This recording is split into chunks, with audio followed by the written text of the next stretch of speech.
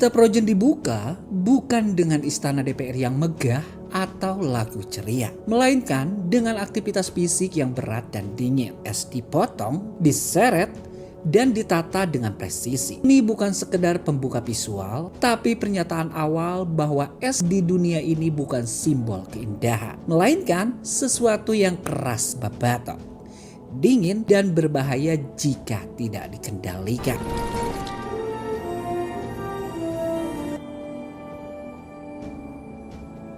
Dari sini, kita diperkenalkan pada kerajaan Arendelle, sebuah kerajaan kecil yang stabil, tidak banyak korupsi, tertib, dan terlihat damai dari luar. Namun, seperti banyak keluarga kerajaan dalam cerita, stabilitas ini berdiri di atas sesuatu yang rapuh. Bukan ancaman luar, bukan perang, tapi sebuah rahasia dan sistem kepemimpinan yang acak kadut di dalam itu sendiri.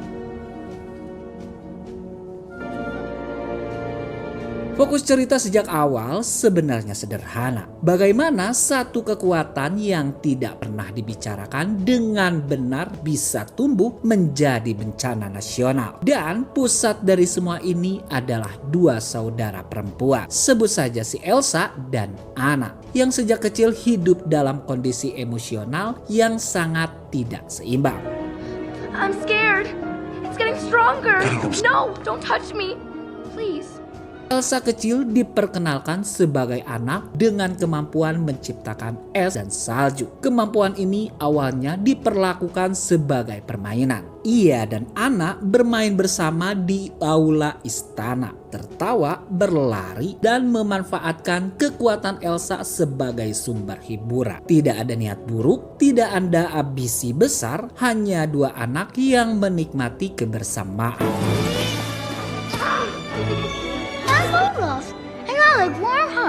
Masalah muncul bukan karena kekuatan itu sendiri, tapi karena kurangnya pemahaman tentang batas dan resiko. Dalam satu momen yang terlihat sepele, permainan berubah menjadi kecelakaan. Anak terluka akibat kekuatan Elsa yang tidak terkendali. Dan dari titik inilah pola besar Frozen mulai terbentuk.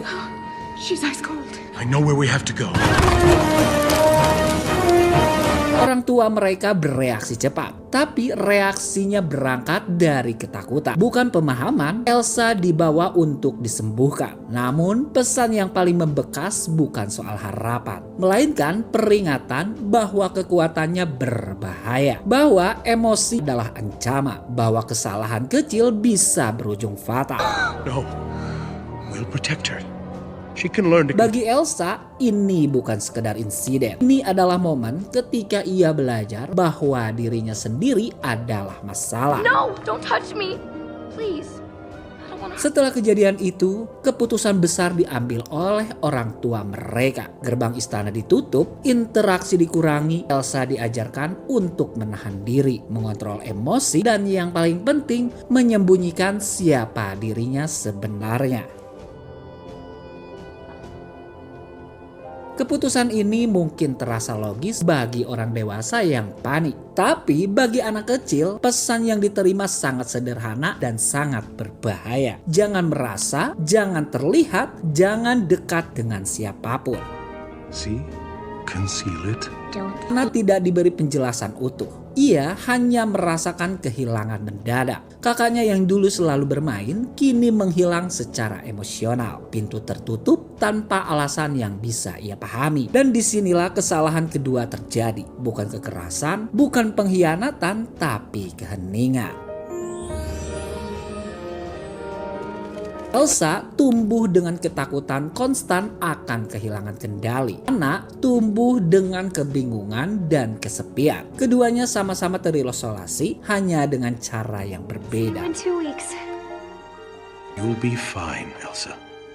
Seiring waktu, orang tua mereka meninggal dalam sebuah perjalanan laut. Ini meninggalkan Elsa dan Anna sendirian secara emosional. Bahkan sebelum Elsa resmi menjadi ratu. Anna tumbuh sebagai pribadi yang hangat, impulsif, dan sangat haus koneksi. Ia tidak memahami kenapa hidupnya terasa kosong.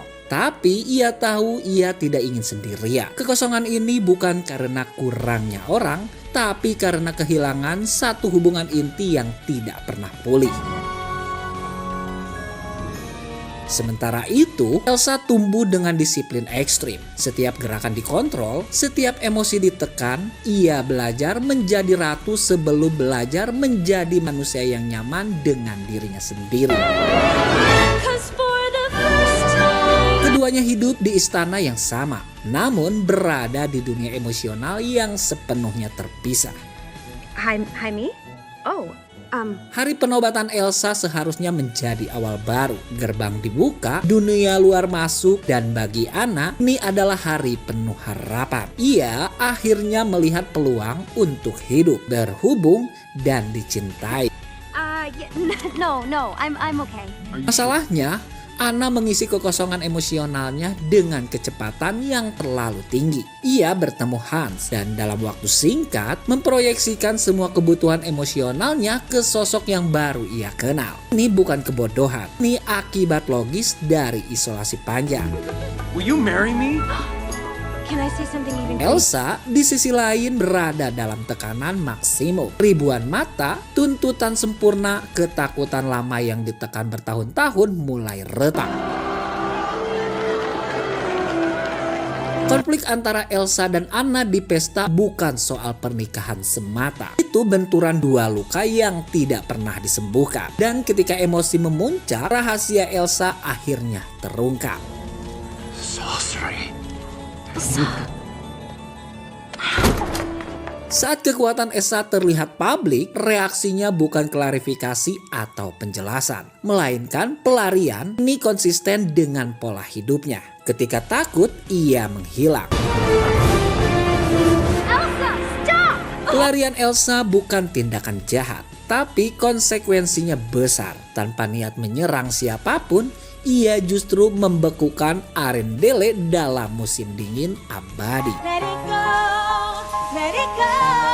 Ini adalah salah satu poin penting Frozen. Kehancuran tidak selalu datang dari niat buruk. Kadang itu datang dari seseorang yang hanya ingin berhenti merasa takut. Let it go. Di pegunungan, jauh dari Arendelle, Elsa merasa bebas untuk pertama kalinya. Tidak ada tuntutan, tidak ada pengawasan, tidak ada rasa bersalah yang langsung menghantui. All this spiraling in frozen fire. Namun, kebebasan ini bersifat ilusif. Ia memang tidak lagi menyakiti siapapun secara langsung. Tapi ia juga tidak memperbaiki apa yang telah rusak. Ia membangun dunia sendiri yang indah, namun terisolasi. No, I'm just trying to protect you. Istana es yang ia ciptakan adalah simbol kontrol total. Indah, rapi, dan dingin. Tidak ada ruang untuk kesalahan dan tidak ada ruang untuk orang lain. Arendelle. Anna memutuskan mengejar Elsa, didorong oleh rasa tanggung jawab dan harapan bahwa hubungan mereka masih bisa diperbaiki. Dalam perjalanan ini, ia bertemu Kristoff dan Olaf, dua karakter yang berfungsi sebagai kontras terhadap dunia istana. It was like my whole life got turned upside down. Kristoff hidup sederhana dan jujur. Olaf polos dan penuh empati. Keduanya tidak sempurna, tapi mereka hadir tanpa topeng. You know, most people who disappear into the mountains. Namun bahkan di sini, Anna masih membawa kesalahan lamanya. Ia masih menganggap cinta sebagai sesuatu yang instan dan menyelamatkan, bukan sesuatu yang dibangun perlahan.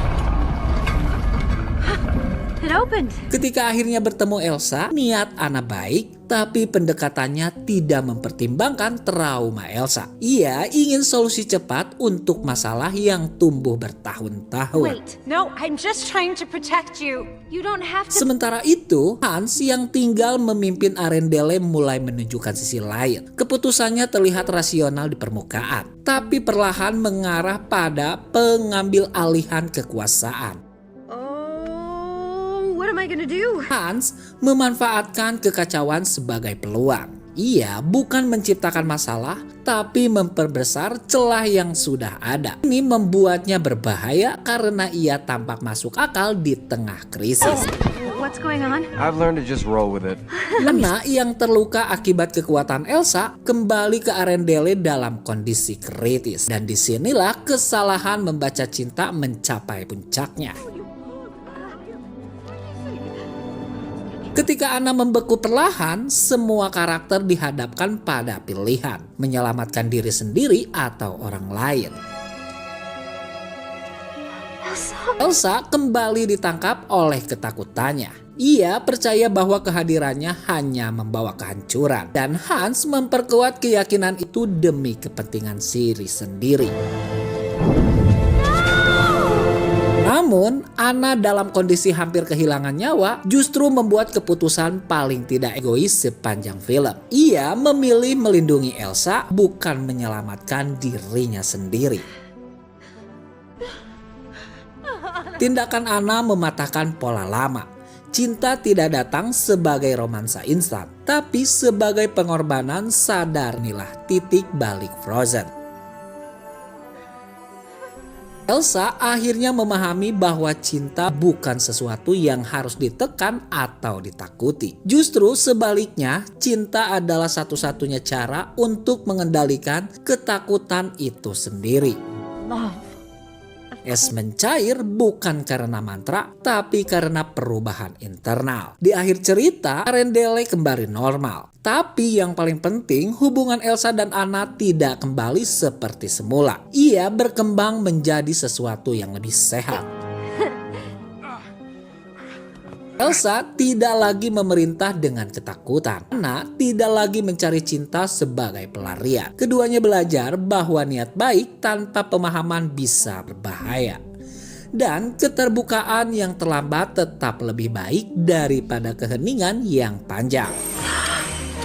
Oh, Elsa, they're beautiful, but you know Frozen tidak pernah tentang salju. Ia tentang ketakutan yang dipelihara terlalu lama dan keberanian untuk berhenti bersembunyi. Dan seperti banyak masalah besar di dunia nyata, semua ini bermula dari satu keputusan kecil yang terlihat masuk akal pada saat itu.